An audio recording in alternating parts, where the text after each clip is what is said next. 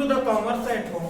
आज हम लोग अपनी वीडियो में पढ़ने वाले हैं क्या, इंडस्ट्रियल फिनांस। हिंदी में क्या बोलते हैं इसको, औद्योगिक वित्त। उद्योग क्या होता है, इंडस्ट्रीज, चाहे वो छोटी इंडस्ट्री हो चाहे वो बड़ी इंडस्ट्री।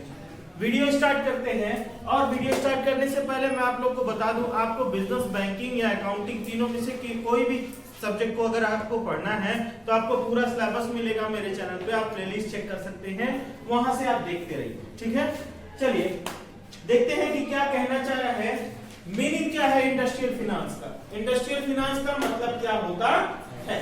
पहली बात meaning, availability of capital, availability of capital for establishment, मतलब एक इंडस्ट्री को बनाने के लिए, एक इंडस्ट्री को बनाने के लिए अगर हम कहीं से पैसा इकट्ठा करते हैं या उसको चलाने के लिए, मैनेजमेंट उसका प्रबंधन करने के लिए या उसको और बढ़ाने के लिए, एक इंडस्ट्री यहां लगाई, हमको और प्रॉफिट हो रहा है, हम दूसरी इंडस्ट्री और लगानी चाहते हैं, तो अगर ऐसा पैसा इकट्ठा किया जाना जो इंडस्ट्री को चलाने से, इंडस्ट्री को बनाने से या इंडस्ट्री को बढ़ाने से रिलेटेड हो, उसी को बोलते हैं क्या, इंडस्ट्रियल फिनांस, औद्योगिक वित्त। ठीक है, पूरा हम एक बार पढ़ दे रहे हैं, समझ लीजिएगा।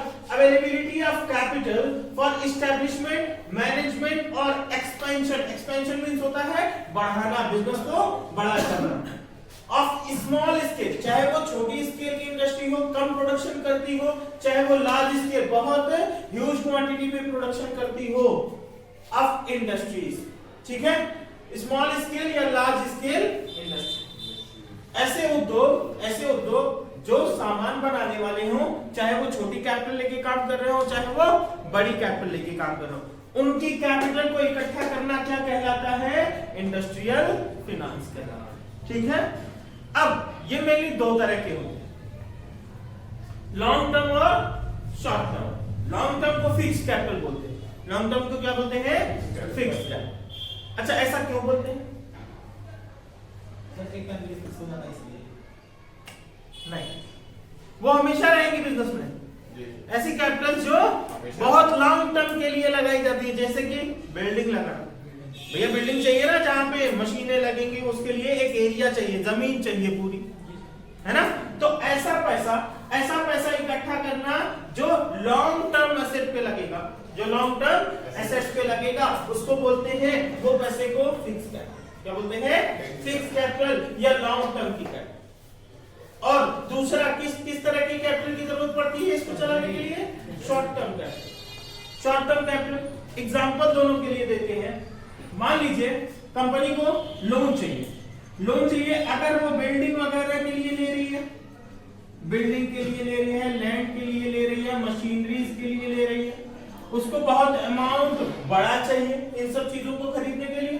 अमाउंट कैसा चाहिए, बड़ा चाहिए, और तो ये लॉन्ग टर्म भी होना चाहिए, कम से कम 15 साल 20 साल का लोन होना चाहिए, है ना। बट अगर उसको टेम्पोररी लोन चाहिए, टेम्पोररी क्या होता है, साधारण या शॉर्ट टर्म, इसको हिंदी में क्या बोलते हैं, अल्पकालीन ऋण, है।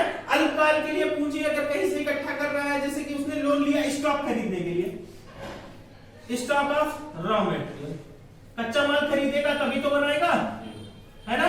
कच्चा माल खरीदने के लिए उसके पास उतना पैसा नहीं था अच्छा खासा, तो वो चाहता है बल्क में हम खरीद लिया रॉ मटेरियल।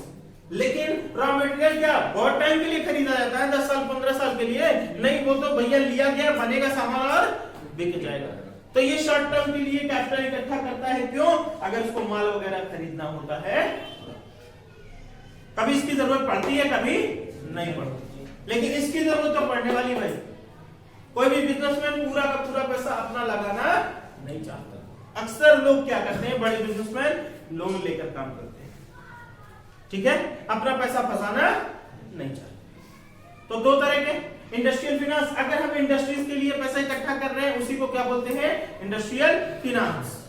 अच्छा, कितने तरह की होती है, दो, एक शॉर्ट टर्म एक लॉन्ग टर्म। लॉन्ग टर्म को फिक्स भी बोलते हैं और शॉर्ट टर्म को टेम्परेरी भी बोलते हैं। ठीक है, अब आगे चलिए अब आगे की बात देखते हैं, क्या है sources of industrial finance. Hindi में क्या बोलते हैं इसको बेटा, औद्योगिक औद्योगिक वित्त के स्रोत, ऐसे लिखते हैं ना? हाँ जी, ऐसे लिखते हैं। ठीक, देखिए हमने पढ़ा इंडस्ट्रियल फाइनेंस क्या होता है। जो कंपनियों को या इंडस्ट्रीज को लोन चाहिए वो दो तरह की होती है, शॉर्ट टर्म और लॉन्ग टर्म। अब शॉर्ट टर्म लॉन्ग टर्म मिलता कहां से है? मिलता कहां से है वो जरिया हमको पता करना है। स्रोत मींस होता है जरिया। कौन कौन सी जरिया ऐसे हैं जहां से हमको पैसा आ सकता है? इंडस्ट्रीज में या कंपनीज में पैसा कहां से आता है? अब बताइए, पहला है, आपको तो पता होगा कि शेयर बेचा जाता है किस लिए? पब्लिक से पैसा उठाने के लिए। जनता से एक तरह का लोन ही समझ लीजिए वो होता है कि भैया हम आपको अपनी कंपनी में हिस्सा देंगे, आप हमको क्या करो, मेरे शेयर्स खरीद लो, चाहे वो इक्विटी शेयर हो चाहे वो प्रेफरेंस शेयर हो। अगर हम शेयर इशू करके पैसा इकट्ठा कर रहे हैं तो उसको कौन सा स्रोत बोलेंगे? अंशों को जारी करना या निर्गमन। हिंदी में क्या बोलते हैं? अंशों का निर्गमन। हम शेयर बेचकर पब्लिक से पैसा ले सकते हैं। तो इंडस्ट्री अगर हम हैं, अपने आप को ट्रीट करके चलेंगे, हम इंडस्ट्री हैं, हमको पैसे की जरूरत है, हम अपने शेयर क्या करें? मार्केट में बेच दें। तो भैया दो तरह के शेयर होते हैं, कौन कौन से भैया? Equity shares and. तो हम जो चाहे शेयर बेचकर पैसा उठा सकते हैं, यहां से पैसा आ जाएगा, पहली बात, कोई दिक्कत नहीं। दूसरी बात, हम डिवेंचर इशू नहीं कर सकते क्या? डिवेंचर क्या होता है? Long term borrowing. जैसे हम बैंक से लोन लेते हैं वैसे हम जनता से लोन लेते हैं और वो एक फिक्स टाइम के लिए होता है, 15 साल 20 साल के लिए। 20 साल बाद उसकी पेमेंट देनी पड़ती है। तो भैया वो भी तो हमको लॉन्ग टर्म के लिए पैसा दे रहे हैं सब। चाहे बैंक से ले लेते तो बैंक लोन कहलाता, लेकिन हमने क्या किया? जनता से लिया एक तरह का लोन, उसी का नाम बदल के क्या हो गया? ठीक है, तो डिवेंचर इशू करके हम वहां से लोन उठा सकते हैं। तीसरी बात, पब्लिक डिपॉजिट। हम अगर कोई संस्था है, जैसे कि ये सब क्या होता है? इंडस्ट्रियल बैंक का काम होता है। किसका बैंक होता है? तो इंडस्ट्रियल बैंक क्या करती है? जनता से जमाएं स्वीकारती है। जनता से क्या करती है? जमाएं स्वीकारती है। अब जमा स्वीकार रहे हैं मतलब हमारे पास पैसा ही तो आ रहा है। पैसा आने का मतलब क्या? उसको हम जेब में रख के घूमेंगे, देखो हमारे पास इतना पैसा है, ऐसा तो नहीं होता। वो क्या करेंगे? वो कहीं ना कहीं उस पैसे को लगाएंगे। ये पैसा क्यों इकट्ठा किया जा रहा था? इंडस्ट्री चलाने के लिए। इसलिए इंडस्ट्री चलाने के लिए। तो जनता से जमाएं तो स्वीकार रहे हैं, लेकिन किस काम के लिए स्वीकार रहे हैं? इंडस्ट्री। ठीक है, तीसरी बात हो गई। चौथी बात, री इन्वेस्टमेंट ऑफ प्रॉफिट।